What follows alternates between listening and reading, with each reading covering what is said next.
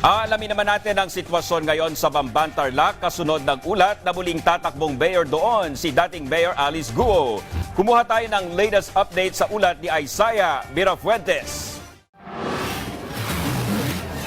Malagos Town at nababalot ng katahimikan ang sitwasyon dito sa Comelec ng Bamban, Tarlac.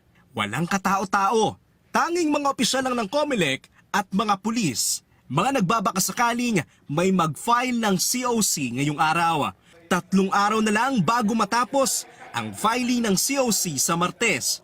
Sa noonang pahayag ng kampo ni dismissed Bamban Mayor Alice Guo, kinumpirma nilang tatakbo si Guo bilang alkalde ng Bamban. Ito ay sa kabila ng patong-patong na kaso na kinahaharap ng dating alkalde. Yung pagpapile ni Mayor Alice, balita lang naman. Kasi kahit kami, wala kami alam, hindi nagbibigay ng araw o oras. Tanging ang representative lamang ni Guo ang papayagang magsumite nito. Pero ayon sa Comelec ng Bamban, maluwag nilang tatanggapin ang kandidatura ni Guo. If ever na mag-file siya, tatanggapin namin yun. Kasi pwedeng-pwede naman, pwedeng-pwede siyang tumakbo. Yung kasing mga cases na nakafile sa kanya, hindi pa naman nagkakaroon ng final decision.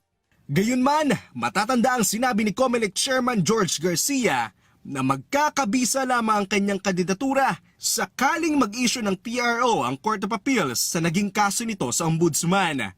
Ngunit, posible ring madisqualify si Guo sakaling may mag-file ng cancellation para sa kanyang kandidatura. Ngunit tanging ang Comelec sa Maynila lamang ang pwedeng magdeklara nito. Hati naman ang opinyon ng mga residente ng Bamban, Tarlac kaugnay sa posibleng kandidatura ni Alice Guo sa Bamban. Alice Guo in the 2 years that she's our mayor is good. But in the other side, we don't know why our Mayor Alice Guo is they're going to suspend because the problem is that one building. The building there. They called it Pogo. Maayos po, marami po siya nakapagawa. Sa tingin ko po, wala pong matalo sa kanya sa pagka-mayor dito. Team Guo. Bakit po? Idol ko yun eh. Bakit po si Mayor? Marami po siya nagawa dito. Si Alice Guo kasi, yung ginawa niya dito, medyo maganda. Kaya lang, yung nagawa niyang, hindi namin alam yun. Pero yung ginawa niya dito, maganda. Ayon sa Comelec ng Bamban, Tarlac, maliban kay Guo, may 4 pa na inaasahang tatakbo dito bilang alkalde. Ito ay sina Board Member Joey Salting, ex-Mayor Jose Feliciano, ex-Councilor Rudy Escoto, at ang kasalukuyang Mayor na si Acting Mayor Eranio Erdi Timbang. Sa ipinadalang mensahe sa PTV News ni Acting Mayor Eranio Timbang, nire-respeto niya ang desisyon ni Alice Guo at ipinaubaya na lamang niya sa Comelec ang magiging kandidatura ni Guo.